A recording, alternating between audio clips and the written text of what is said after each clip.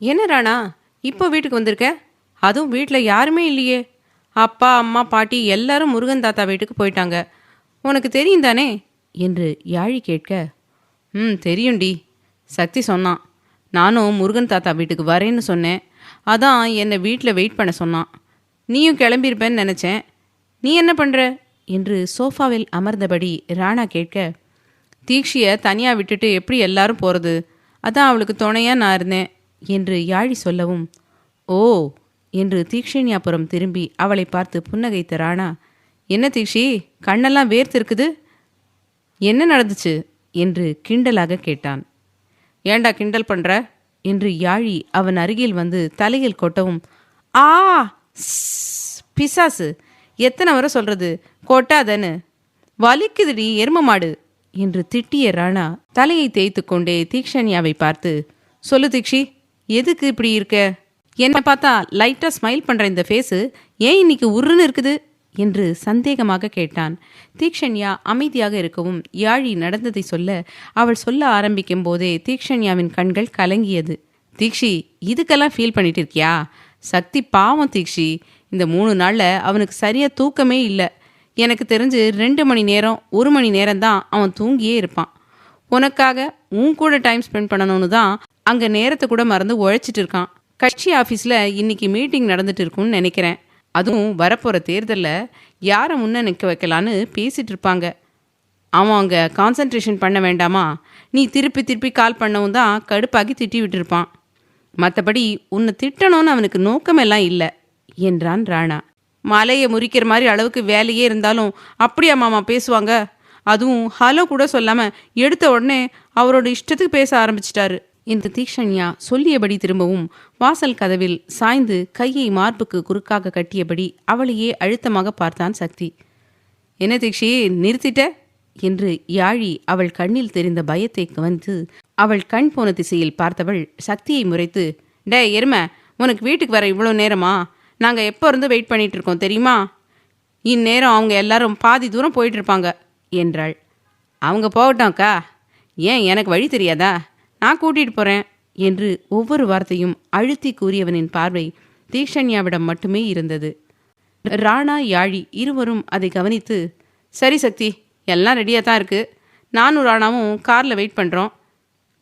நீ ஃப்ரெஷ் ஆகிட்டு தீக்ஷியை கூட்டிகிட்டு வா என்று யாழி சொல்லிவிட்டு அவனின் பதிலை கூட எதிர்பார்க்காமல் ராணாவை இழுத்து கொண்டு செல்லவும், அக்கா என்று யாழி போன பின்பு திக்கி திணறி அழைத்த தீக்ஷண்யா சக்தியை நிமிர்ந்து பார்த்தாள். சொன்னதை முழுசா சொல்ல வேண்டியதானே, அதென்ன என்னை பார்த்த உடனே வார்த்தையை முழுங்கிட்ட என்று சக்தி நிதானமாக கேட்கவும் அவனை சலனமே இல்லாமல் பார்த்த தீக்ஷண்யா, உங்கள் முன்னாடி சொல்ல விருப்பம் இல்லை, அதான் சொல்லலை. நானும் அக்கா மாமா கூட வெயிட் பண்ணுறேன். நீங்கள் வந்து கூட்டிகிட்டு போனாலும் சரி, இல்லை இங்கேயே இருக்கலான்னு சொன்னாலும் சரி என்று சொல்லிவிட்டு அங்கிருந்து நகரவும் அவள் கையை பிடித்து தடுத்து நிறுத்திய சக்தி, என்னடி கோவமா என்று மென்மையாக கேட்டான். அவன் கையில் இருந்த கையை உருவிய தீக்ஷண்யா, எனக்கு எதுக்கு கோவம் வரப்போகுது? நான் தான் அறிவில்லாதவளாச்சே. அறிவில்லாதவங்களுக்கு எந்த உணர்வும் இருக்காது என்று தீக்ஷண்யா சொல்லவும் அவள் இடையை சுற்றி கையை போட்டு தன்னோடு சேர்த்து அணைத்த சக்தி, கோவமா இருக்கேன்னு தெரியுது. சாரி, கொஞ்சம் ஹார்ஷாக பேசிட்டேன் தான்.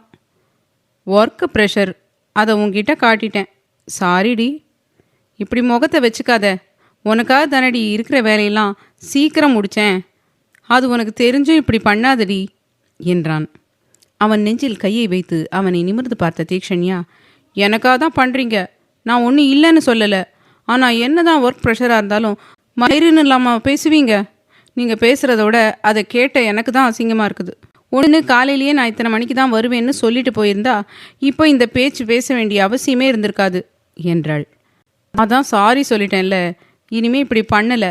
முன்னாடியே இன்ஃபார்ம் பண்ணிடுறேன், சரியா? கொஞ்சமாவது சிரிடி.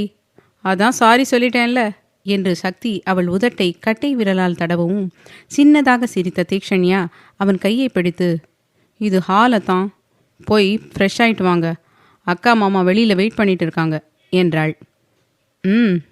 கோவம் போனதுக்கப்புறம்தான் அத்தான்னு வாயிலிருந்து வருது. நல்லா பேச கற்றுக்கிட்டடி நீ. அப்புறம் சொல்ல மறந்துட்டேன், இன்னைக்கு நீ அப்படியே தேவதை மாதிரி இருக்க. அதுவும் கோபத்தில் சிவந்திருக்கிற இந்த மூக்கும் கண்ணமும் உன்னை இன்னும் அழகாக காட்டுது என்று சக்தி சொல்லவும் அவன் சொன்ன விதத்தில் கன்னங்கள் சிவக்க தலையை குனிந்து கொண்டு அத்தான் என்று சிணுங்கினாள். நான் உன் அத்தான் தான் என்ற சக்தி அவள் புடவை மடிப்பை தாண்டி வெளியில் தெரிந்த வெற்றிடையில் கையை வைத்து தன்னோடு சேர்த்து இறுக்கமாக அணைத்து அவள் பின்னங்கழுத்தில் அழுத்தமாக முத்தம் வைக்கவும் அவன் இருபக்க தோள்பட்டையில் கையை வைத்து அழுத்திய தீக்ஷண்யா அவன் கொடுத்த முத்தத்தில் உணர்ச்சி பெருக்கில் அத்தான் என்று ஈனஸ்வரத்தில் அழைத்தாள். என்ன தீ, இப்போ முழு கோபமும் போயிடுச்சா என்று சக்தி அவள் பின்னங்கழுத்தில் குட்டி குட்டி முத்தம் வைத்தபடியே கேட்க அவன் முதுகை சுற்றி கையை படரவிட்டு சட்டையை இறுக்கமாக பிடித்த தீக்ஷண்யா அத்தான் அங்கே வெளியில் இருக்காங்க, உள்ளே வந்துட்டா சங்கடமாயிடும், ப்ளீஸ் விடு என்று உதட்டை கடித்து கொண்டு கூறினாள். அப்போ உனக்கு பிடிக்கலையா தீ என்று சக்தி அவள் இடையை பிடித்து இருக்கவும் மெல்லமாத்தான், பிடிக்காமலா இன்னும் உங்க கூட நின்றுட்டு இருக்கேன் என்று அவன் கழுத்துக்கடியில் முகத்தை புதைத்து கொண்டாள்.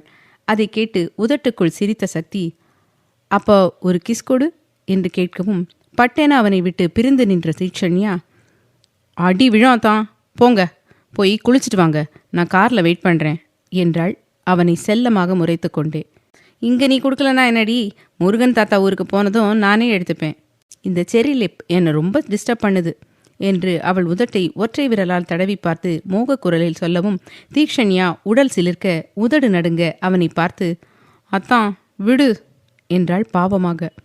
தப்பிக்கிறதுலையே குறியா இருக்காதடி, வந்து ட்ரெஸ் எடுத்து கொடு என்று சக்தி சொல்லவும் நீங்கள் எப்படிலாம் கேட்பீங்கன்னு தெரியும், அதான் முன்னுமே எடுத்து பெட்டில் வச்சுட்டேன், நீங்கள் போய் குளிச்சுட்டு ரெடி ஆகிட்டு வாங்க, நான் அதுக்குள்ளே அம்மா கிட்ட பேசிட்டு இருக்கேன் என்றாள். அத்தையம்மா கேட்டேன்னு சொல்லு, அவங்களும் கால் பண்ணாங்க, ஒர்க் டென்ஷனில் எடுக்கவே இல்லை என்று சொல்லி அவள் கன்னத்தில் அழுத்தமாய் முத்தமிட்டு அங்கிருந்து நகர்ந்தான் சக்தி. முத்தம் கொடுத்தே மயக்கிடுறது என்று அழகாய் சிரித்த தீக்ஷண்யா ஃபோனை எடுத்து நமிக்கு கால் செய்தபடி வெளியில் வரவும் அவளையே புன்னகையுடன் பார்த்த யாழி ராணா இருவரும் ராணா இங்கே கொஞ்ச நேரத்துக்கு முன்னாடி ஒருத்தவங்க முகத்தை தூக்கி வச்சுட்டு இருந்தாங்களே, அவங்கள பாத்தியா என்று நக்கலாக கேட்டாள் யாழி. நான் பார்க்கலடி என்று ராணா சொல்லவும் அக்கா மாமா கிண்டல் பண்ணாதீங்க என்று சிணுங்கினாள் தீக்ஷண்யா. பாரா, நாங்கள் சும்மா கிண்டலாக பேசினதுக்கே முகம் இப்படி சிவக்குது. என் தம்பி சரியான ஆளு தான், கோமா இருந்த பொண்டாட்டிய இப்படி 10 நிமிஷத்தில் நார்மலாக மாற்றிட்டானே என்று சிரித்தாள் யாழி. அக்கா சும்மா இருங்க, ரொம்ப தான் ஓட்டுறீங்க, எனக்கு நேரம் வரும், அப்போ உங்களை வச்சுக்கிறேன், இப்போ அம்மா கிட்ட பேசிட்டு வரேன் என்று கொஞ்சம் தள்ளி வந்த தீக்ஷண்யா நமி காலை அட்டன் செய்ததும் அம்மா என்று சந்தோஷமாக அழைத்தாள். அவளின் குரலில் இருந்த சந்தோஷத்தில் மறுமுனையில் இருந்த நமியின் முகம் மலர தீக்ஷி என்னடி பண்ற, முருகன் மாமா வீட்டுக்கு கிளம்புறதா அண்ணி சொன்னாங்க, நீ என்னன்னா இப்போ கால் பண்ணிட்டு இருக்க, அங்கே போகலையா என்று கேட்க இனிமேதாம்மா கிளம்பணும், அத்தை மாமா பாட்டி மற்றவங்க எல்லாம் முன்னமே கிளம்பிட்டாங்க, அத்தானுக்கு வேலை இருக்குன்னு சொல்லிட்டாரு, அதான் எனக்கு துணையா யாழி அக்காவை விட்டுட்டு எங்களை அத்தான் கூட வர சொல்லிட்டு எல்லாரும் முன்ன போயிருக்காங்க, ராணா மாமாவும் எங்கள் கூட தான் இருக்காரு, அவரும் வரேன்னு சொன்னாரு என்றாள் புன்னகையுடன். சந்தோஷமாக போயிட்டு வாங்க, நானும் சக்திக்கு கால் பண்ணேன், அவன் எடுக்கவே இல்லை, சரி பிஸியாக இருப்பான்னு தான் விட்டுட்டேன், உனக்கு கால் பண்ணணும்னு காலையிலேருந்து யோசித்தேன், வேலையில் அப்படியே மறந்துட்டேன் என்றார் நமி. பரவாயில்லம்மா, அதனால என்ன, அத்தானும் இப்போ தான் என்கிட்ட சொன்னார் நீ கால் பண்ணேன்னு, ஒர்க்கு பிஸியில் பேச முடியலையாம், உன்கிட்ட சொல்ல சொன்னார் என்றாள் தீக்ஷண்யா. சரி சரி, நான் அப்புறம் அவனுக்கு கால் பண்ணி பேசிக்கிறேன் என்று நமி சொல்லவும் அப்படி என்ன தான் நீயும் அத்தானும் பேசுவீங்களோ. அது எனக்கு எதுக்கு அம்மா, அப்பா எங்க நார்மலாக பேசினாரா இல்லை இன்னமும் என்னை பற்றியே யோசிச்சுட்டு இருக்காரா என்று கவலையாக கேட்டாள். இன்னைக்கு நார்மலாக தான் தீட்சி இருந்தார், உன்னை நினைக்கும் போதெல்லாம் அவர் முகம் மாறினாலும் எனக்கு தெரியாமல் அதை மறைப்பார், நீ அங்கே சண்டை போடாமல் சக்தி கூட ஒரு நல்ல வாழ்க்கையை வாழ்ந்து காட்டணும் தீக்ஷி, ஒரு பையனோ பெண்ணோ பெற்று கொடுத்துட்டீன்னா உன் அப்பாவோட மன கஷ்டம் எல்லாமே தீர்ந்துடும் என்றார் நமி. இப்போ கூட உங்களோட மன கஷ்டம் தீர்றதுக்கு வழியை மட்டும்தான் சொல்கிறீங்கம்மா, எனக்கு என்ன பிடிக்கும் என்ன பண்ண போகிறேன்னு கேட்கவே இல்லைல்ல, இனிமேலும் அப்பாவுக்காகத்தான் நான் எல்லாம் பண்ணணும்னு நினைக்கிறீங்க, என்னை பெற்றதே உங்களோட ஆசையை நிறைவேற்றிக்கத்தான் அம்மா என்று கலங்கிய கண்களுடன் தீக்ஷண்யா கேட்கவும் தீக்ஷி என்று பதறினார் நமி. போதும்மா, நீங்கள் இனிமேல் எதுவும் சொல்ல வேண்டாம், எனக்கு மூடு அப்செட்டாக இருக்குது, நான் அப்புறம் கால் பண்ணுறேன். இன்னொன்று, கண்டிப்பாக உங்கள் வளர்ப்புன்னு பெருமையாக பேசுகிற அளவுக்கு புகுந்த வீட்டில் எப்படிலாம் இருக்கணுமோ அப்படியே நடந்துக்கிறேன். என்னால் உங்களோட மதிப்பும் மரியாதையும் என்னைக்கும் குறைஞ்சு போயிடாது என்று சொல்லிவிட்டு காலை பட்டென கட் செய்யவும் நமிக்கு தான் அவளின் பேச்சு அதிகப்படியான கவலையை கொடுத்தது. தீ என்று சக்தி அழைக்கவும் கண்ணை துடைத்து கொண்டு முகத்தை நார்மலாக வைத்தபடி காரின் அருகில் வந்த தீக்ஷண்யா ஃபோனை நோண்டிக் கொண்டிருந்த சக்தி அருகில் வந்து, என்னத்தான் என்று கேட்டாள். யுவாவுக்கு மும்மரமாக மெசேஜ் செய்து கொண்டிருந்த சக்தி அவளை பார்க்காமலே, உள்ள போய் உட்காரடி, கிளம்பலாம் என்றான். சரிங்கத்தான் என்று தீக்ஷண்யா சொல்லவும் அவள் குரலில் மாற்றத்தை உணர்ந்து பட்டென அவள் முகத்தை பார்த்த சக்திக்கு புரிந்தது அழுதிருக்கிறாள் என்பது. இருந்தும் யாழி ராணா இருப்பதால் பிறகு கேட்டுக்கொள்ளலாம் என்று நினைத்தவன் ஃபோனை பேண்ட் பாக்கெட்டில் போட்டுவிட்டு டிரைவர் சீட்டில் அமர்ந்து பின்னால் திரும்பி, அக்கா, தீ, 2 பேரும் சாப்பிட்டீங்களா என்று கேட்டான். மதியம் சாப்பிட்டது சக்தி, இப்போ எனக்கு பசிக்குது தான். ஆனாலும் 1 hour டிரைவ் பண்ணு, அப்புறம் பக்கத்தில் ஹோட்டல் இருந்தால் வெயிட் பண்ணி சாப்பிட்டுட்டு போகலாம் என்றாள் யாழி. தீக்ஷண்யா அமைதியாக இருக்கவும், மச்சான், என்னை ஒரு வார்த்தை கேட்க மாட்டியா என்று அவனுக்கு அருகில் இருந்த சீட்டில் அமர்ந்திருந்த ராணா பாவமாக கேட்டான். நீ எல்லாம் என்னதான் வேலை, கோபம், சோகம், சந்தோஷம்னு பல உணர்வோடு இருந்தாலும் சாப்பிட்ற நேரத்துக்கு சரியாக சாப்பிட்ருவ. அதான் உன்னை கேட்கல என்று நக்கலாக கூறிய சக்தி யாழியை பார்த்து, அக்கா, ரொம்ப பசிச்சா சொல்லு, ஒன்றும் பிரச்சனை இல்லை, பொறுமையாக சாப்பிட்டு கிளம்பலாம் என்றான். இல்லை சக்தி, எனக்கு இப்போதைக்கு ரொம்ப பசிக்கலை என்று யாழி சொல்லவும் தலையாட்டிய சக்தி மனைவியை பார்த்து, தீ, உன்னையும் தான் கேட்டேன், மதியம் சாப்பிட்டியா இல்லையா என்று அழுத்தமாக கேட்டான். சாப்பிட்டேன் அத்தான், எனக்கு இப்போ பசிக்கலை, நீங்கள் ஸ்டார்ட் பண்ணுங்க, கிளம்பலாம் என்றாள் சின்னதாக சிரித்து. சக்தி அவளை அழுத்தமாக ஒரு பார்வை பார்த்துவிட்டு காரை ஸ்டார்ட் செய்து இயக்கவும் ராணா ப்ளூடூத்தை கனெக்ட் செய்து மெலடி பாட்டை போட்டுவிட்டான். அதே சமயம் மீனா, ரேவதி, உதயா மூவரும் பிரின்சஸ் ஹோட்டல் ரூம் நம்பர் 408 ஒருவனை வதம் செய்ய கொலை வெறியுடன் காத்திருந்தனர். அத்தியாயம் 126. நள்ளிரவு 2 மணிக்கு சக்தியின் கார் சேலத்தை நெருங்கியது. ஏற்கனவே யாழி தினேஷுக்கு கால் செய்து சொல்லியிருந்ததால் அவர்கள் ரூமை சுத்தம் செய்து வைத்திருக்கவும் அடுத்த அரை மணி நேரத்தில் மாம்பழம் கிராமத்தின் உள்ளே கார் நுழைய, சக்தி, ரைட் எடுத்து லெஃப்ட்ல போ என்று ரோட் மேப்பை பார்த்தபடி கூறினாள் யாழி. சரிக்கா என்று சக்தி காரை மெதுவாக இயக்கி, அக்கா, லாஸ்ட் லொக்கேஷன் எங்கே காட்டுது என்று கேட்டான். பொறுமையாக கேளு சக்தி, உன் பொண்டாட்டி தூங்குறாள்ல, எதுக்கு இப்படி சத்தமாக கேட்குற என்று அவனை செல்லமாக முறைத்து பார்த்த யாழி, அதோ அங்கே அப்பா நிற்கிறார் பாரு, அங்கே போய் நிறுத்து என்றாள். இப்போ நாம் அங்கே போனால் இவன் எந்திரிச்சு தானே ஆகணும், ரொம்ப தான் இவளுக்கு செல்லம் கொடுக்குறீங்க என்று மனைவியை ஒரு பார்வை பார்த்துவிட்டு தினேஷ் நின்றிருந்த இடத்தில் அவரை இடிப்பது போல வந்து கடைசி நொடியில் சடன் பிரேக் போட்டு காரை நிறுத்தினான் சக்தி. மச்சான், சக்தி என்று யாழி ராணா இருவரும் பயத்தில் கத்தவும் தூக்கம் கலைந்து எழுந்து அமர்ந்து மூவரையும் புரியாமல் பார்த்தாள் தீக்ஷண்யா. எதுக்கு இப்படி கத்துறீங்க, அதான் பிரேக் போட்டு நிறுத்திட்டேன்ல என்று நக்கலாக கூறிய சக்தி, 3 பேரை இறங்குங்க என்று விட்டு இறங்கவும் அவனை வெறி கொண்டு முறைத்தார் தினேஷ். சக்தியும் அவரை முறைத்து கொண்டே நிற்க யாழி, ராணா, தீக்ஷண்யா மூவரும் காரிலிருந்து இறங்கி, எருமை எருமை, எதுக்குடா உனக்கு அப்பா மேலே இவ்வளவு காண்டு, இந்நேரம் அவர் விழுந்திருந்தா என்ன பண்ணியிருப்ப என்று கத்திய யாழி, உன்னை சும்மா விடக்கூடாது, அப்பா இவனை ஏதாவது பண்ணணும், இருடா உனக்கு இருக்குது என்று சுற்றி சுற்றி பார்த்தவளுக்கு மாட்டு சாணம் கண்ணில் படவும், மவனே, என் அப்பா மேலேயா காரை விடுற, உனக்கு என்ன தைரியம் இருக்கும் என்று மனதில் நினைத்து கொண்டே சாணத்தை கையில் எடுக்கவும் அவள் என்ன செய்ய போகிறாள் என்பது சக்திக்கு புரிய, அக்கா வேண்டாம் என்று விரல் நீட்டி அழுத்தமாக கூறினான். நான் என்ன அவார்டா கொடுக்குறேன் வேண்டாம்னு சொல்கிறேன், நான் கொடுக்கறது தண்டனை என்று நக்கலாக கூறிய யாழி சட்டென அவனை நோக்கி சாணத்தை வீச பட்டென சக்தி சைடில் நகர்ந்து கொள்ளவும் சக்தியின் பின்னால் வந்த ஒருவனின் முகத்திலேயே சாணம் பட்டது.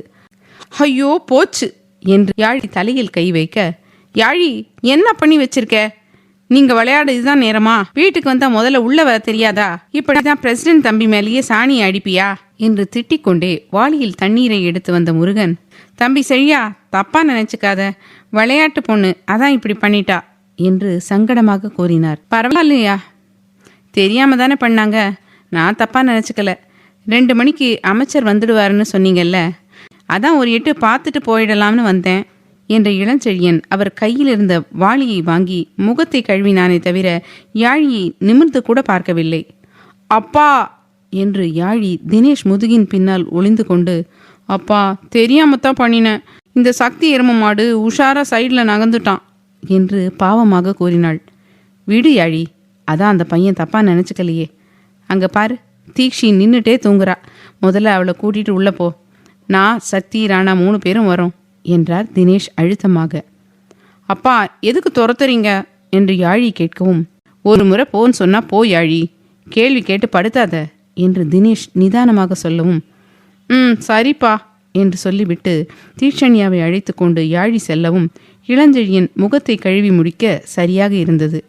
தம்பி இன்னும் கொஞ்சம் தண்ணி தரவா என்று முருகன் கேட்கவும், போதும் ஐயா என்று வாளியை அவரிடம் கொடுத்த இளஞ்செழியன் சக்திபுரம் திரும்பி 2 கையெடுத்து கும்பிட்டு, வணக்கம், நான் செழியன், இந்த ஊர் பிரசிடெண்ட், எங்கள் ஊருக்கு உங்களை வரவைக்கிறேன் என்று நெஞ்சை நிமிர்த்தி கொண்டு கிராமத்தானுக்கு உரிய வாகில் கூறினான். ஏனோ சக்திக்கு அவனை முதல் பார்வையிலேயே பிடிக்காமல் போய்விட்டது. ஒருவரை முதல் பார்வையில் ஜட்ஜ் செய்யும் ரகம் சக்தி இல்லைதான். ஆனாலும் காரணமே இல்லாமல் செழியனை பார்க்கவே பிடிக்கவில்லை. அதுவும் அவனின் கட்டுக்கோப்பான கருமை நிற உடலில் வெள்ளை நிற வேஷ்டி, பச்சை வண்ண சட்டை அவன் உடலோடு ஒட்டியிருப்பதை பார்க்க பார்க்க இன்னொரு ஆதித்ய சிம்மன் போலவே தெரிய ஆதி மீது இருக்கும் பிடிப்பில்லா தன்மை செழியன் மீதும் வந்தது. சக்தி என்ன அமைதியா நிற்கிற, ஏதாவது பதில் சொல்லு என்று முருகன் சொல்லவும், என்று தலையாட்டிய சக்தி, எனக்கு தூக்கம் வருது, எதுவாக இருந்தாலும் காலையில் பேசிக்கலாம் என பட்டும் படாமல் பேசிவிட்டு பக்கத்தில் இருந்த ராணாவை பிடித்து இழுத்து கொண்டு சென்றான். தினேஷ் போகும் மகனின் முதுகை முறைத்துவிட்டு செழியன் புறம் திரும்பி, தம்பி தப்பா எடுத்துக்காத, அவனுக்கு பிறப்பிலேயே கொஞ்சம் திமிரு, அகம்பாவம், ஈகோ எல்லாமே அதிகம். அவனுக்குள்ளவே ஒரு வரமுறை போட்டு இவங்க கிட்ட இப்படித்தான் பேசணும்னு மைண்டில் ஃபிக்ஸ் பண்ணி வச்சுட்டு தான் பேசுவான். அதான் உன்னை பார்த்ததும் என்ன நினைச்சான்னு தெரியல என்று தயக்கமாக கூறினார். பரவாயில்ல ஐயா, நான் கிராமத்தான், படிக்காத முட்டாள். அவங்க பெரிய பெரிய படிப்பெல்லாம் படிச்சுட்டு அமைச்சராக இருக்காங்க. அதான் அவர் என்ன மாதிரி முட்டாள்கிட்ட கூட முகம் கொடுத்து பேச விரும்பலை போல. அப்போது நான் போயிட்டு வரேன் என்று கையெடுத்து வணங்கிவிட்டு அங்கிருந்து நகர்ந்தான் செழியன். இருந்தாலும் தினேஷ், உன் பையனுக்கு இவ்வளவு திமிராகாது. செழியன் தம்பி படிக்கலைனாலும் ஒரு விஷயத்த புத்தி கூர்மையோட யோசிச்சு மற்றவங்க மனசு கோணாதபடி செய்யும். வாழ்க்கையில் ரொம்ப கஷ்டப்பட்டு தான் அந்த தம்பி பெரிய இடத்துக்கு வந்திருக்குது. அவங்க அப்பா இந்த தம்பி 14 வயசில் செத்து போனதும் அம்மாவையும் அக்காவையும் வீட்டில் உட்கார வச்சுட்டு தனியாளாக இப்போ வரைக்கும் குடும்பத்தை பார்க்குது. இந்த தம்பியோட குணத்தை பார்த்து தான் நம்ம யாழிக்கு சரியா இருப்பான்னு யோசிச்சு உன் அம்மா கிட்ட சொன்னேன். ஆனால் அதுக்குள்ள இவங்க அத்தை பொண்ணியே இந்த தம்பிக்கு பரிசம் போட்டுட்டாங்க. விடிஞ்சா கல்யாணம், மறுநாள் கோயில் திருவிழா. ஒவ்வொரு வருஷமும் பிரசிடெண்ட்டாக இருக்கிறவங்க தான் அம்மனுக்கு முதல்ல காணிக்கை செலுத்தி தம்பதியாக குழந்தைகளோட வேண்டிப்பாங்க. அதுக்காக தான் அவசர அவசரமாக நாளைக்கு கல்யாணத்தை வச்சுருக்காங்க. இங்கே ஊர் எல்லையில் ஒரு சின்ன முருகன் சந்நிதி இருக்குது, அங்கே தான் கல்யாணம். ஊரே நாளைக்கு அங்கே தான் கூடியிருக்கும். நாமளும் போகலாம். நம்ம பண்ணுற கல்யாணத்துக்கு அவங்க பண்ணுற கல்யாணம் வரைக்கும் ஏகப்பட்ட வித்தியாசம் இருக்கும் என்றார் முருகன். கண்டிப்பாக போகலாமாம்மா. செழியன் நல்ல பையன்தான், ஒத்துக்கிறேன். அவனை பார்த்தாவே அவனோட மனசும் குணமும் என்னான்னு தெரியுது. ஆனால் யாழிக்கு இவன் சரியாக இருப்பான்னு நினச்சது தப்புவாம்மா. 6 டிகிரி படித்தவளுக்கு 10வது கூட தாண்டாத ஒருத்தனை கட்டி வச்சா ஒத்துப்பாளா என்று தினேஷ் கேட்கவும், வாழ்க்கைக்கு படிப்பு முக்கியம் இல்லை தினேஷ். தினக்கூலி பார்த்தாவது பொண்டாட்டியை நல்லா பார்த்துக்கிறவன் உன்னதமான புருஷன். உன் பொண்ணை பற்றி உனக்கு தெரியாதா? நீ ஒரு வார்த்தை சொன்னால் என்ன ஏதுன்னு கேட்காம ஒருத்தனுக்கு கழுத்தை நீட்டுவா, அது யாராக இருந்தாலும். ஸோ உனக்கு தான் செழியன் மாதிரி ஒருத்தன் யாழிக்கு புருஷனாக வர்றது பிடிக்கலை, அப்படித்தானே என்று அழுத்தமாக கேட்டார் முருகன். ஆமாம் மாமா, என்னை நம்புற என் பொண்ணுக்கு நல்ல வாழ்க்கையை அமைச்சு கொடுக்கணும் இல்லை மாமா. இந்த கிராமத்தில் அவள் வாழ்க்கையை நான் அழிக்க மாட்டேன். எப்பவும் என் பொண்ணுக்கு பெஸ்ட்டு மட்டும்தான் கொடுப்பேன். காசு பணத்தை தாண்டி என்னை பொறுத்த வரைக்கும் படிப்பு ரொம்ப முக்கியமாம்மா என்றார் தினேஷ். படிப்பு மட்டுமே எல்லாத்தையும் நிர்ணயிக்காது தினேஷ். இது கிராமம். இங்கே அறிவும் வாய் பேச தெரிஞ்சாவே வாழ்க்கையை ஓட்டிடலாம். யாரையும் ஏமாற்றி பழக்க வேண்டிய அவசியம் இல்லை. உங்களை மாதிரி பெரிய பெரிய பில்டிங்க்கு நடுவில் சுத்தமான காற்றே வராமல் தனியாக தோட்டம்னு ஒரு இடத்த ஒதுக்க தேவையில்லை. இங்கே நீ எங்கே நின்னாலும் சுத்தமான காற்று வரும். அதை நீ சுவாசிக்கும் போது ஒரு நிம்மதி கிடைக்கும். அந்த நிம்மதியில தான் என் பாதி நோய் குணமாச்சு. ஒரு விவசாயி இல்லைன்னா இன்னைக்கு சாப்பாடு இல்லை. நம்ம தினமும் சாப்பிட்ற சாப்பாட்டை விதைச்ச விவசாயி படிப்பறிவு இல்லாத யாரோ தான். அப்போ சாப்பிடாம விட்டுருவியா என்று முருகன் கேட்கவும் அதிர்ந்து போய் அவரை பார்த்த தினேஷ், மாமா, நான் இப்போ இருக்க வாழ்க்கை முறையை பற்றி யோசிச்சு தான் அப்படி சொன்னேன். படிப்பு இல்லாதவங்க அசிங்கமானவங்கன்னு நான் சொன்ன மாதிரி உங்களோட தாட் இருக்குது. நீங்களே ஒரு ப்ரொஃபஸர் தான். என் இடத்துல நீங்கள் நின்று பார்த்தா என்னோட கடமை என்னான்னு தெரியும் என்றார். யாழி என் பேத்தி தினேஷ், உன்னை விட அளவுக்கு அதிகமான கடமை எனக்கு இருக்குது என்று முருகன் சொல்லவும், அவள் உங்களுக்கு பேத்தி மட்டும்தான், ஆனால் எனக்கு அவள் பொண்ணு மாமா. என் பொண்ணுங்க 3 பேரும் என்னோட உயிரில் பாதி. என் பொண்டாட்டி மேலே வச்சிருக்கிற காதல் அளவுக்கு சமமான பாசத்தை என் பொண்ணுங்க மேலே வச்சிருக்கேன். சான்வி ஐஸ்வர்யா திருமணம் நடக்கும்போதே என் முதுகுக்கு பின்னாடி தம்பி பொண்ணை பற்றி கொஞ்சமும் யோசிக்காம அவன் பொண்ணுக்கு சீரும் சிறப்புமா நிச்சயம் பண்ணுறான். அந்த பொண்ணுக்கு 7 கழுத வயசாகுதுன்னு பேசுகிறாங்க. இதை கூட மோகனா தான் கேட்டுட்டு வந்து என்கிட்ட சொல்லி அப்படி ஃபீல் பண்ணினா. அப்போது எதேச்சியாக ரூமுக்கு வந்த அகிலா சொன்ன வார்த்தை இன்னும் எனக்கு ஞாபகம் இருக்குது. வரவன் போகிறவன் 1000 பேசுவான் மாமா. உங்கள் பொண்ணுக்கு எப்படி வாழ்க்கையை அமைச்சு கொடுக்கணும்னு உங்களுக்கு தெரியும். அதை நினச்சி 2 பேரும் வருத்தப்படாதீங்கன்னு தைரியம் சொல்லிட்டு போனான். அந்த இடத்துல அகில் அதை சொல்லியிருந்தா என் தம்பி என் மேலே இருக்க பாசத்தில் சொல்கிறான்னு நினச்சி சாதாரணமாக விட்டுருப்பேன். ஆனால் அகிலா சொல்லவும் எனக்குள்ள ஒரு சபதம் போட்டேன்.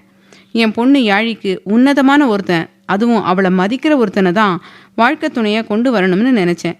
இப்போ வரைக்கும் அப்படிப்பட்டவனை தான் நானும் சரி அம்மாவும் சரி தேடிட்டு இருக்கோம் என்றார் தினேஷ். இந்த காலத்தில் யார் தினேஷ் பொண்டாட்டியை மனுஷியாக மதிக்கிறாங்க? அதுவும் சென்னையில் வாய்ப்பே இல்லை.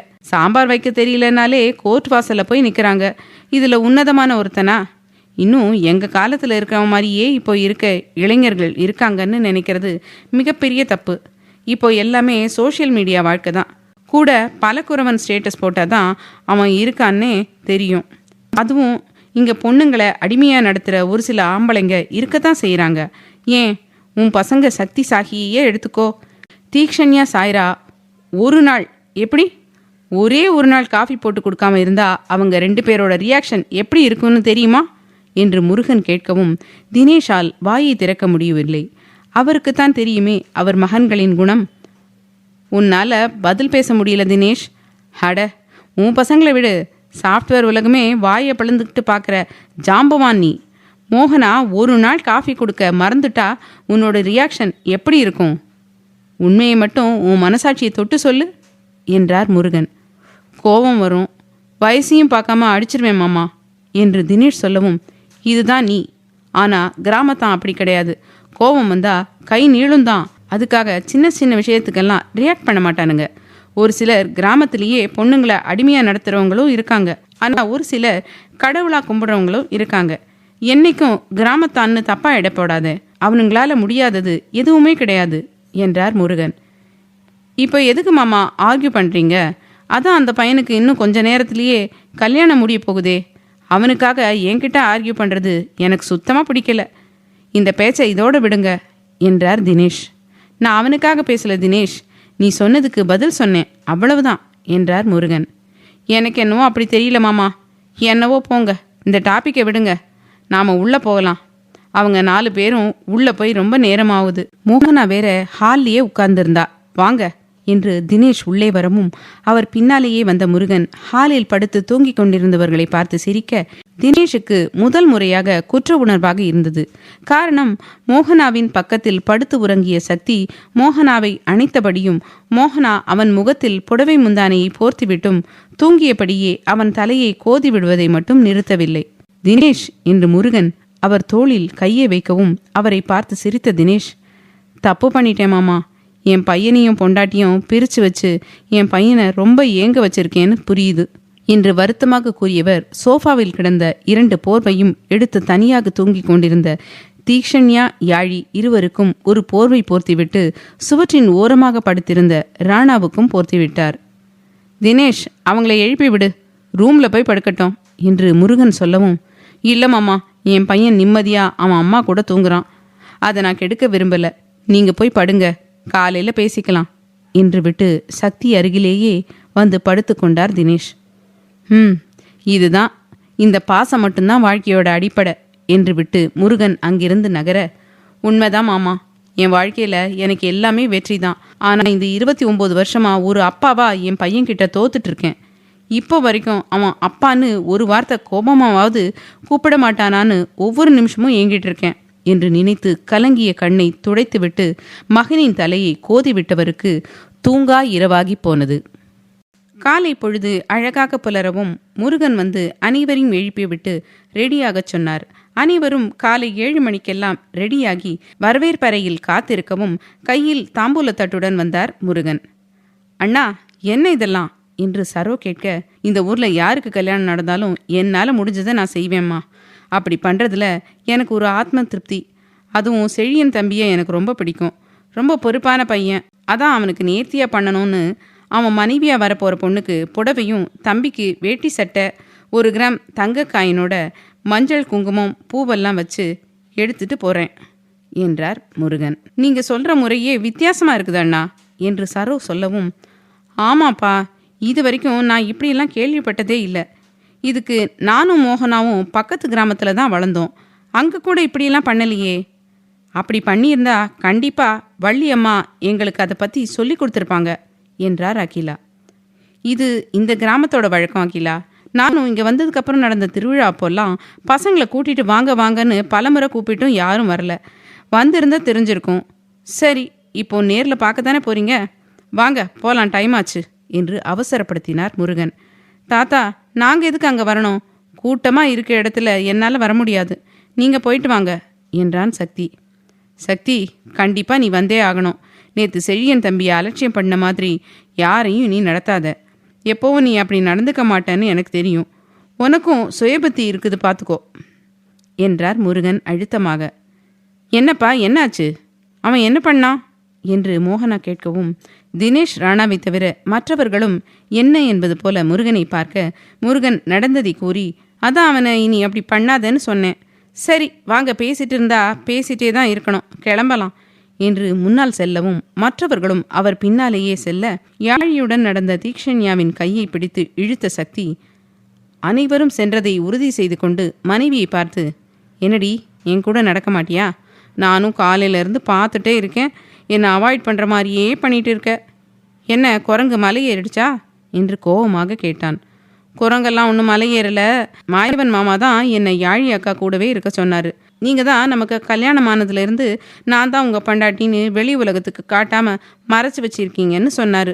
அதான் அவங்க கூட வந்தால் பார்க்குறவங்க தப்பாக நினைப்பாங்கன்னு மாமா சொன்ன மாதிரி யாழி அக்கா கூட போனேன் என்றாள் தீக்ஷண்யா. நான் ஒன்றும் உன்னை மறைச்சி வைக்கல.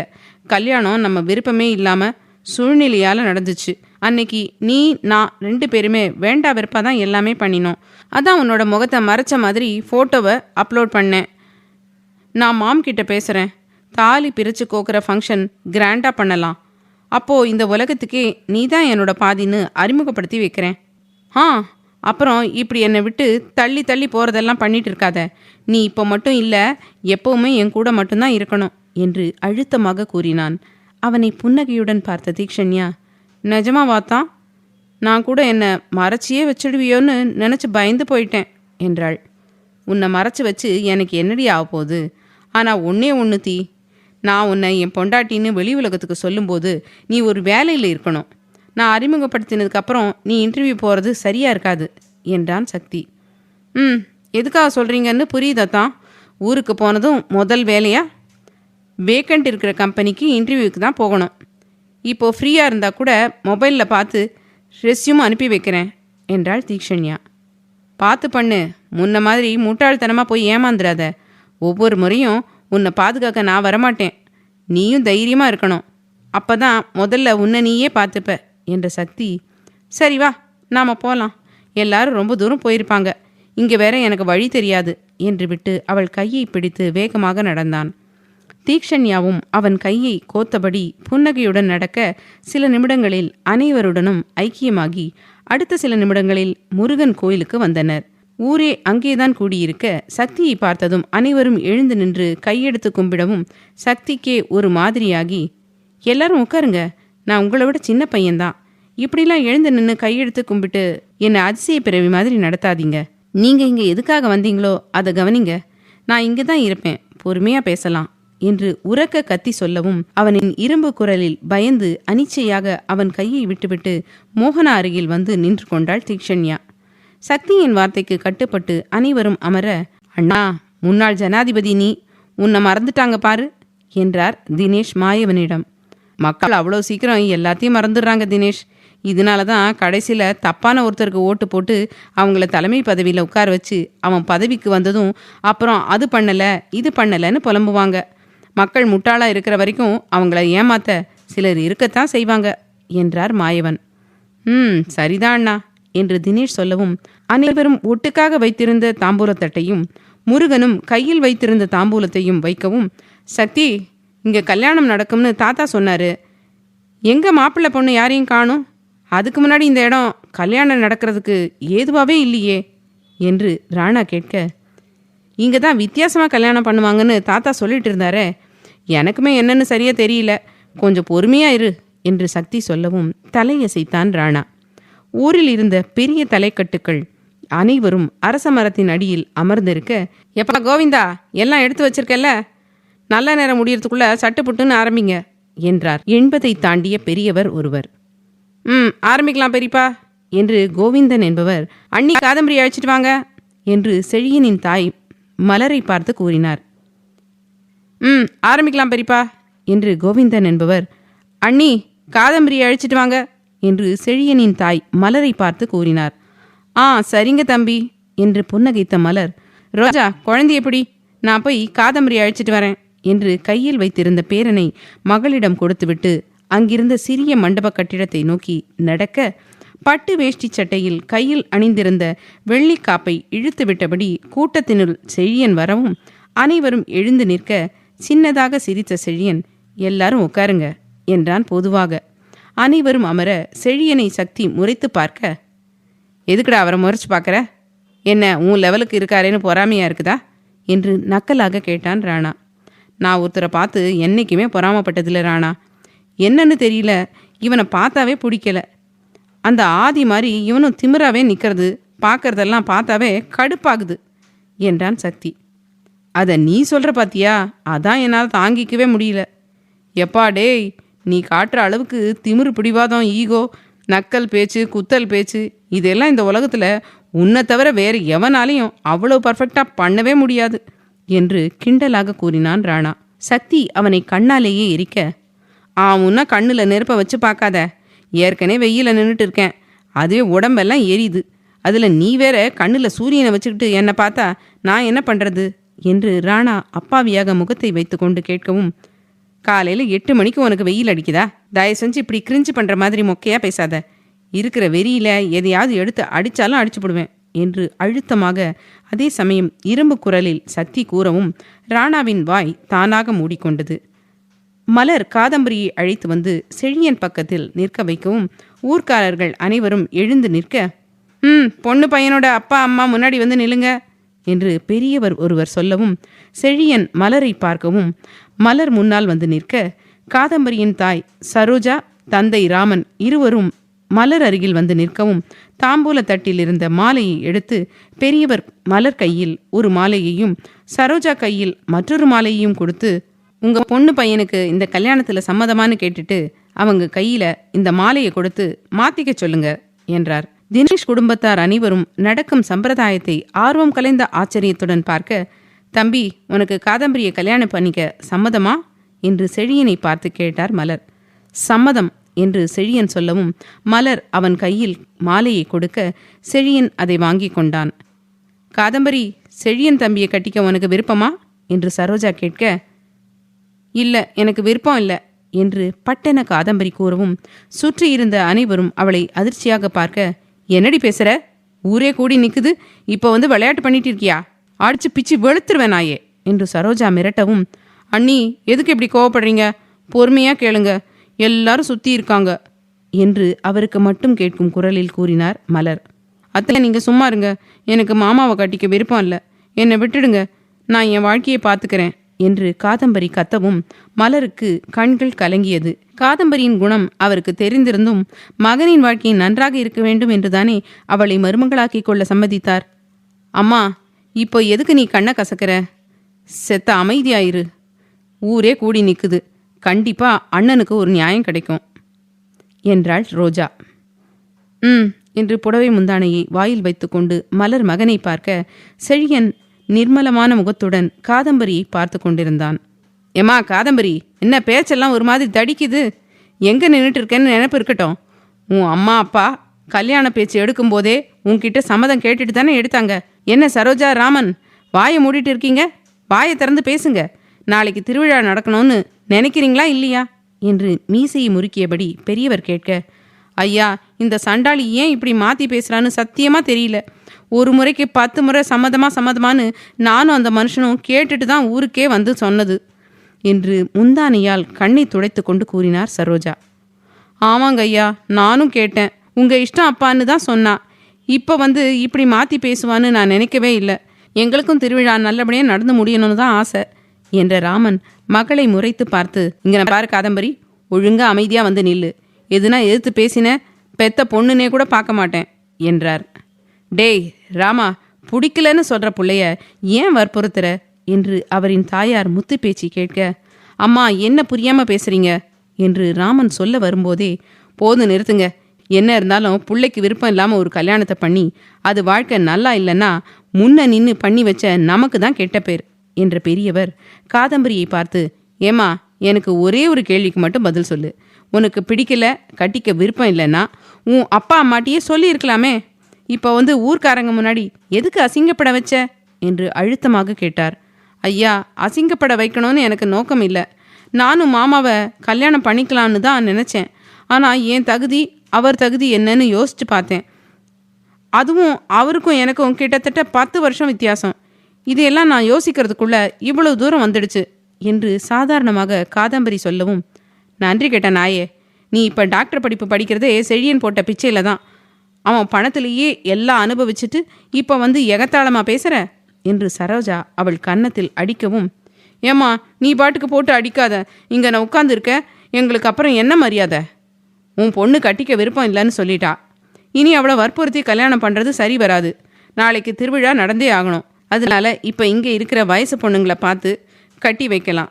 இல்லைன்னா செழியன் தம்பி பிரசிடென்ட் பதவியை ராஜினாமா பண்ணிட்டு தான் போகணும் என்றார் பெரியவர். என்ன ஐயா இப்படி சொல்றாரு என்று ஊர் மக்கள் ஆளுக்கு ஒன்றாக பேச சில நிமிடங்கள் அங்கே சலசலப்பு நீடிக்க, என் பேத்தி செழியன் தம்பியை கட்டிப்பா என்று குரல் வரவும் அனைவரும் குரல் வந்த திசையை பார்க்க அங்கே முருகன் நின்று இருக்க அவருக்கு பக்கத்தில் இருந்த யாழி அவரை அதிர்ச்சியாக பார்த்தாள்.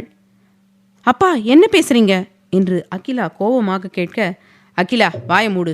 நான் உனக்கு அப்பா. நான் என்ன பண்ணினாலும் அது சரியா தான் இருக்கும் என்று அவரை அடக்கிய முருகன் அகிலிடம், அகில், என்னோட சாய்ஸ் என்னைக்கும் தப்பாகாது. உன் பொண்ணை மகாராணி மாதிரி பார்த்துப்பான் செழியன். யாழிக்கும் வயசாயிட்டே போகுது.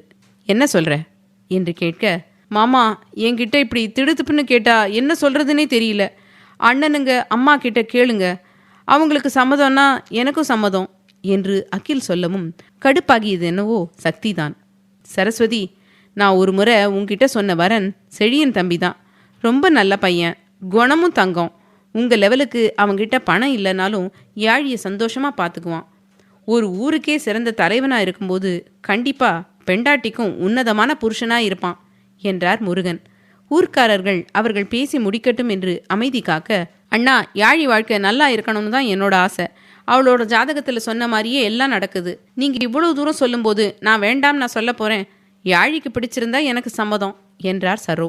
அதை கேட்டு முருகன் புன்னகைக்க, பாட்டி என்று கத்திய சக்தி, என்ன நினச்சிட்டு இருக்கீங்க? அக்காவை இங்கேயே என்று சக்தி பேச வரும்போது, வாயை மூடு சக்தி, இது ஏன் பொண்ணு வாழ்க்கை. தயவு செஞ்சு அவசர குடுக்கியே ஏதாவது பண்ணி விட்டுறாத.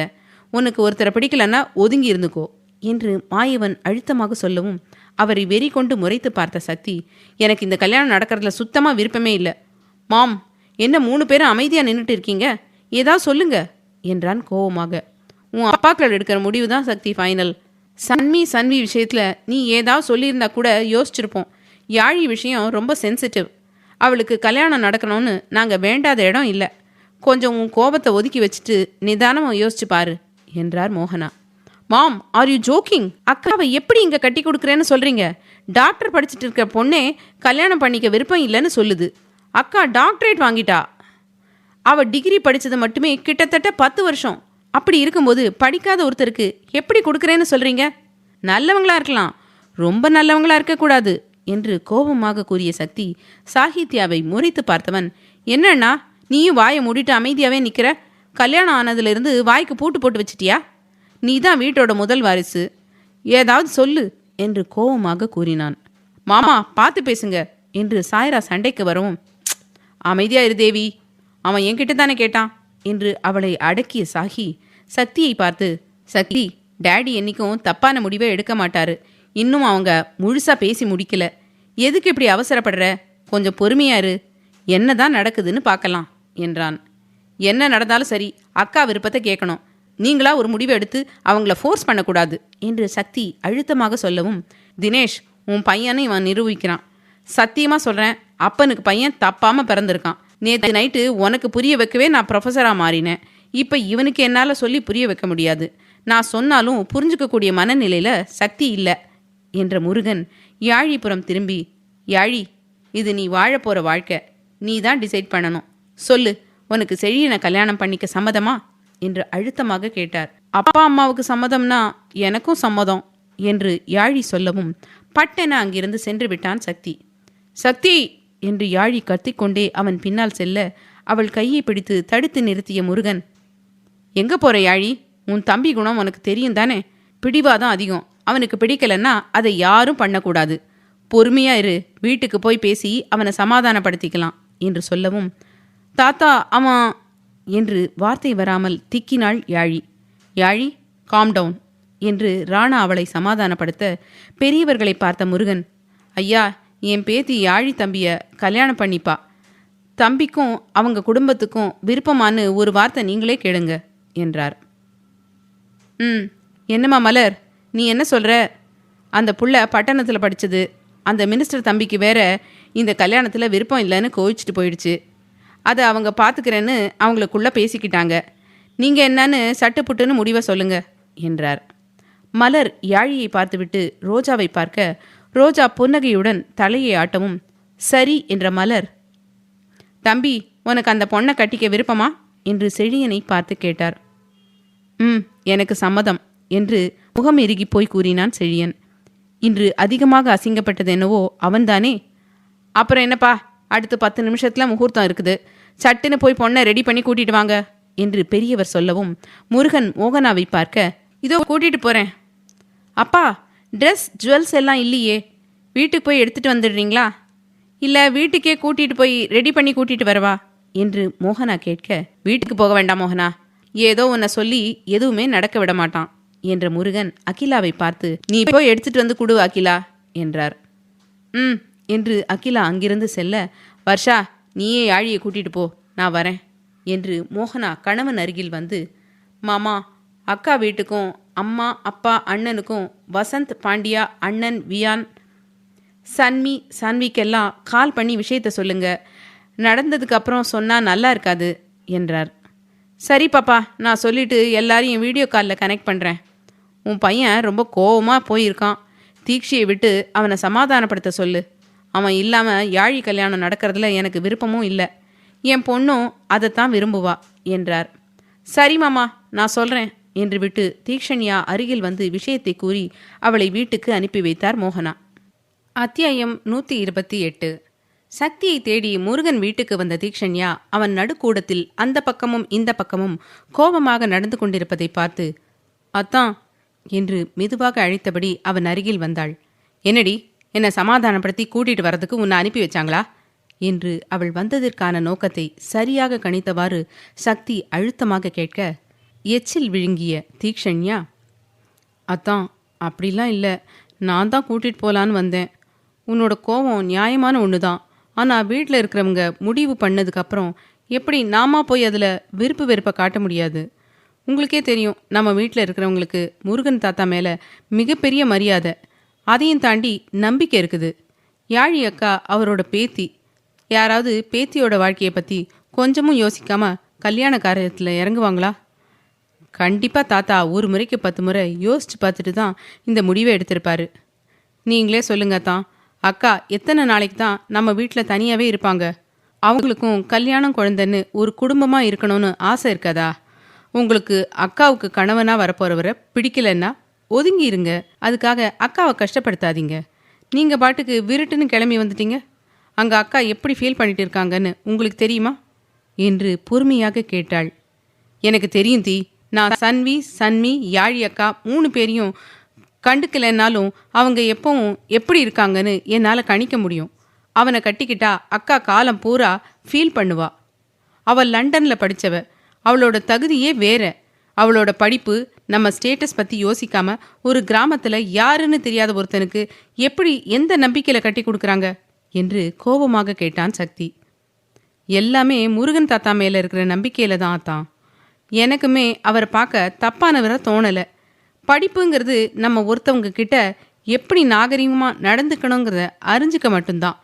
படிப்பே வாழ்க்கை கிடையாது. நீ எப்போ தான் ஸ்டேட்டஸ் பார்க்க ஆரம்பிச்ச? ஸ்டேட்டஸ் பார்க்குற நீ என்னையை கல்யாணம் பண்ணியிருக்கக்கூடாது. உன்னோட தகுதிக்கு நான் கால் தூசிக்கு சமம் தான் என்று தீக்ஷண்யா சொல்லவும், வாய மூடி, நீ எனக்கு ஏத்தவ தான். இன்னொரு முறை என் கால் தூசி அது இதுன்னு பேசுகிற வேலையெல்லாம் வச்சுக்காத. வருங்காலத்தில் என்னை விட பெரிய லெவலுக்கு கூட நீ போகலாம். ஸோ தயவு செஞ்சு கம்பேர் பண்ணாத. நான் யாழி அக்கா விஷயத்தில் யோசிக்கிறதே வேற. யாருக்குமே அது தெரியாது என்று கோபமாக கூறினான் சக்தி.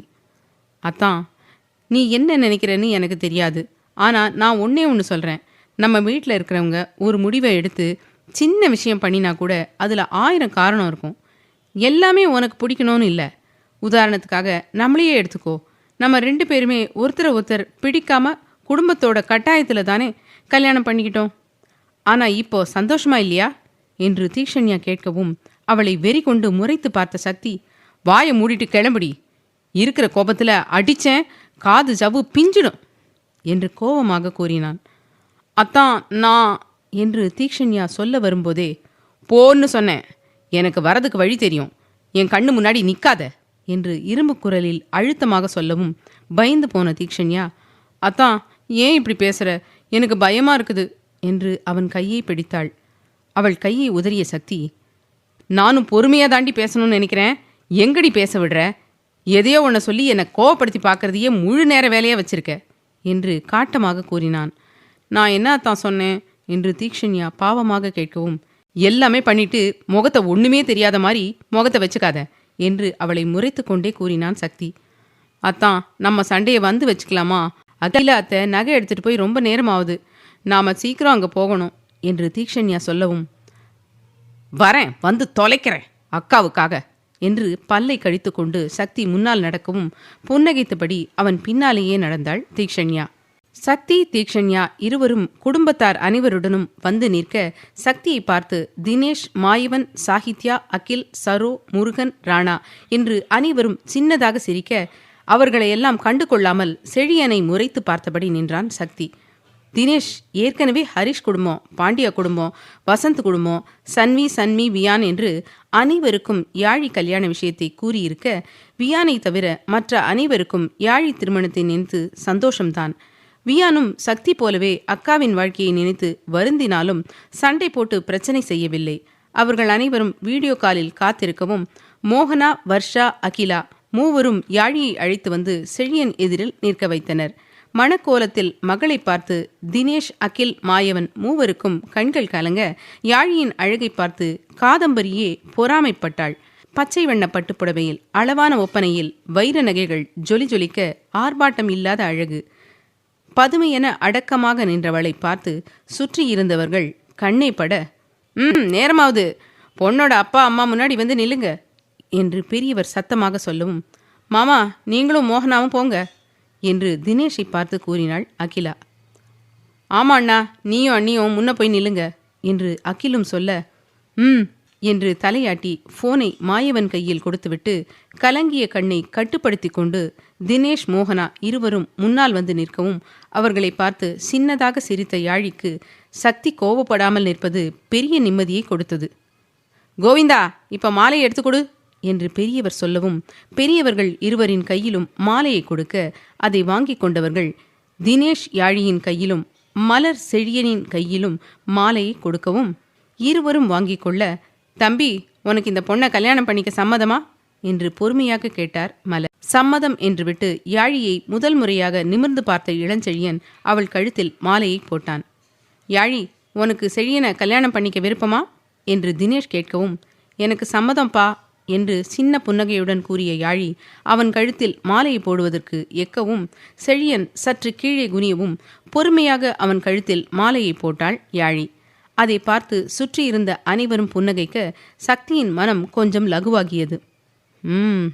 திமிரா நிற்காம மனசு இறங்கி குனிஞ்சானே, அது வரைக்கும் நல்லது என்று மனதிலேயே நினைக்க, ஏம்மா மலர், தாலி உங்ககிட்ட தானே இருக்குது, அதை செழியன் கையில் கொடுமா என்று பெரியவர் சொல்லவும், ஐயா நான் எப்படி என்று மலர் தயங்க, உன் பையன் வாழ்க்கை நல்லா இருக்கணும்னு நினச்சா நீயே தாலியை எடுத்து கொடுமா என்று பெரியவர் அழுத்தமாக சொல்லவும், சின்னதாக சிரித்த மலர் மகளிடமிருந்து தாலி டப்பாவை வாங்கி அதிலிருந்த தாலி கயிறை எடுத்து முகத்தில் ஒத்தி கடவுளை வணங்கிவிட்டு செழியன் கையில் கொடுக்கவும், செழியன் வாங்கி கொள்ள, தாத்தா மேளம் அக்னி குண்டமெல்லாம் இருக்காதா, அப்படியே தாலி கட்டிடுவாரா என்ன என்று ராணா முருகனிடம் கேட்க, ஆமா ராணா, ஊர் பஞ்சாயத்து முன்னாடி நடக்கிற கல்யாணம் எந்த ஆர்ப்பாட்டமும் இல்லாமல் நார்மலாக தான் நடக்கும் என்றார் முருகன்.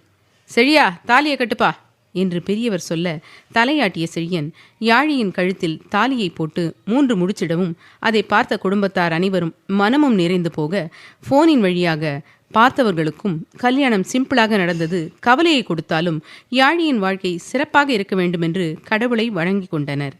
ரோஜா குங்குமத்தை நீட்டவும் அதை எடுத்து யாழியின் நெற்றி வகுட்டிலும் நெற்றியிலும் தாலியின் முகப்பிலும் வைத்துவிட்ட செழியன் அவளை பார்க்க யாழியின் கண்கள் அழுது கொண்டிருந்த தினேஷைத்தான் பார்த்தது. கல்யாணம் நல்லபடியாக முடிஞ்சுது, பெரியவங்க கிட்ட ஆசீர்வாதம் வாங்கிக்கோங்க. அப்புறம் மலர், இன்னைக்கு எந்த சடங்கும் நடக்க வேண்டாம், வீட்டுக்கு அழைச்சிட்டு போய் பாலும் பழமும் கொடுங்க.